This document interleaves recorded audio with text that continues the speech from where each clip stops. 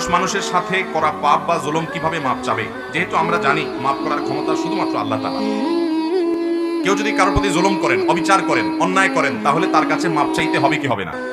নবী করিম সাল্লাল্লাহু আলাইহি ওয়াসাল্লাম বলেছেন, সেদিন আসার আগে নিজেদের মধ্যকার বিবাদ, দেনা পাওনা, কারোর অধিকার নষ্ট করে থাকলে সেটা আদায় করে নাও, যেদিন কেউ কাউকে কোনো ব্যাপারে ছাড় দিবে এবং যেদিন পুঙ্খানুপুঙ্খ রূপে সবকিছু বিচার হবে, তার আগে আগে কাউকে বেশি ধমক দিয়ে ফেলেছো, জুলুম করে ফেলেছো, অন্যায় করে ফেলেছো, কারোর হক মেরেছো, তাহলে এটা এখনো নিষ্পত্তি করে ফেলো।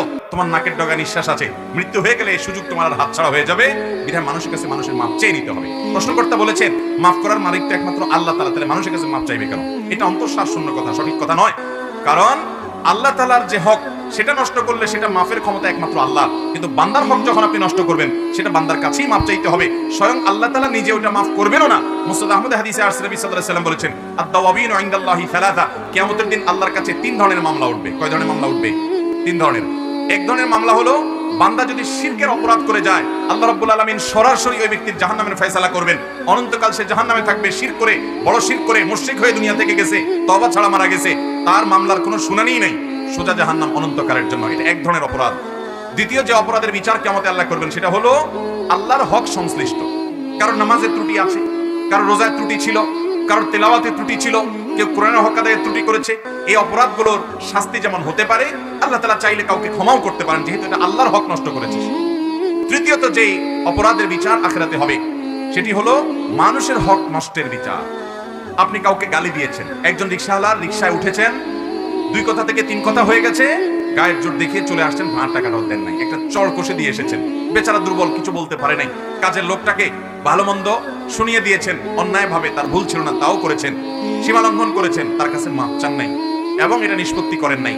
এরকম বান্দার যত হক আছে, আল্লাহ রাব্বুল আলামিন এই হকগুলোর সম্পর্কে কিয়ামতের দিন বান্দার কাছেই ন্যস্ত করবেন। আল্লাহ নিজে সেটা মাফ করতে যাবেন, বলবেন যে এটা তার বিষয়। বিধায় কোন মানুষের হক নষ্ট করলে তার কাছেই মাপ চাইতে হবে। এটা আল্লাহর কাছে মাপ চাইলেই মাপ হবে এমন নয়, বরং বান্দার কাছে মাপ চাইবেন, পাশাপাশি আল্লাহর কাছেও মাপ চাইবেন। কারণ বান্দার হক নষ্ট করাটা এটা আল্লাহর হক নষ্ট করারও স্বামী। আল্লাহ নিষেধ করেছেন বান্দার হক নষ্ট করতে, বিধায় আল্লাহর কাছেও মাপ চাইবেন আর ওই মানুষের কাছ থেকেও মাপ চাই নিতে। হ্যাঁ, কিছু মানুষ আছে যারা বান্দার হক নষ্ট করেছেন, কিন্তু আল্লাহকে এত সন্তুষ্ট করতে পেরেছেন যে কিয়ামতের ময়দানে আল্লাহ তাআলা ওই পাওনাদারকে খুশি করে এই ব্যক্তিকে জান্নাতে দিবেন, কিন্তু ওই পাওনাদারের কাছ থেকে নিষ্পত্তি আল্লাহ করায় নেবেন, আল্লাহ নিজে সেটা মাফ করবেন। বান্দার হক এত জঘন্য বিষয় ভাই। আপনি কোনো মানুষের 10টা টাকা মেরেছেন, আপনি কোনো অফিসে কর্মরত ছিলেন, আপনি ঘুষ খেয়ে খেয়ে কাজ করেছেন, মানুষের অধিকার নষ্ট করেছেন, মানুষের টাকা খেয়েছেন অন্যায় ভেবে। আপনি কোনো দোকানে, কোনো কোম্পানিতে চাকরি করেছেন, কোম্পানির টাকা পয়সা চুরি করে খেয়েছেন। এগুলো যদি দুনিয়াতে ফেরত না দেন অথবা মাপ চেয়ে না যান, তো কিয়ামতের ময়দানে আমলের পাহাড় মাথা নিয়ে যাবেন। নবী সাল্লাল্লাহু আলাইহি ওয়াসাল্লামের হাদিস বলছে, আপনি ভিখারি হয়ে যাবেন। তিনি বলেছেন, আতাদরুনা মানিল মুফলিস, তোমরা কি জানো সবচেয়ে বড় ভিখারি কে? সাহাবীরা বললেন, ইয়া রাসূলুল্লাহ, আল মুফলিসু ফিনা মান লা দিনার আল্লাহু ওয়ালা দিরহামা, যার কোনো টাকা পয়সা নেই তাকেই তো আমরা ভিখারি জানি।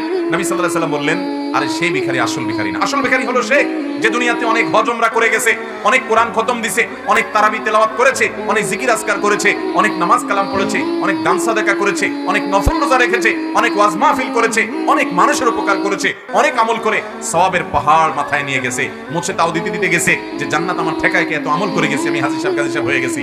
আল্লাহ তাআলার দরবারে কিয়ামতের ময়দানে যখন যাবে, তার পাওনাদাররা সব তাকে ঘিরে ফেলবে।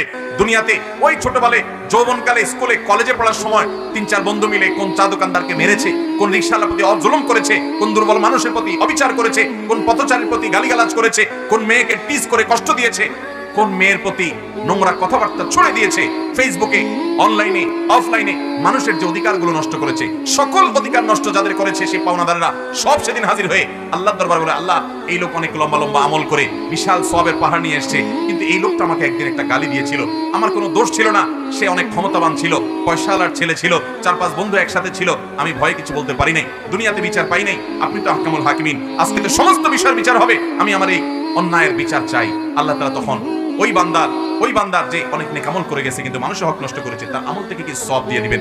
এরপরে আরেকজন পাওনাদার একটা নিষ্পত্তি করবেন। এভাবে করতে করতে তার সওয়াব যেগুলো সে করে গেছে, কষ্ট করে রাত জেগে ইবাদত বন্দেগী করেছে, এগুলো দিয়ে দিয়ে পাওনাদারদের পাওনা নিষ্পত্তি করার পর তার কোনো সওয়াব নাই, এখন সে সওয়াব শূন্য হয়ে গেছে। অথচ পাওনাদার তখনও শেষ হয় নাই। এবার পাওনাদারদের পাপের বোঝা তার অপরাধের মাত্রা অনুপাতে তার মাথায় দিয়ে আল্লাহ তাআলা তার মাথা থেকে সকল দায় যখন মুক্ত করবেন, সকল দেনা যখন পরিশোধ করবেন, সকল মামলা যখন নিষ্পত্তি করবেন, সকল পাওনাদারকে যখন বিদায় দিবেন, ততক্ষণে তার আমল এবং সওয়াবের সব তো শেষ, উল্টা বরং পাপের বোঝা তার মাথার উপরে বিশাল পড়ে আছে।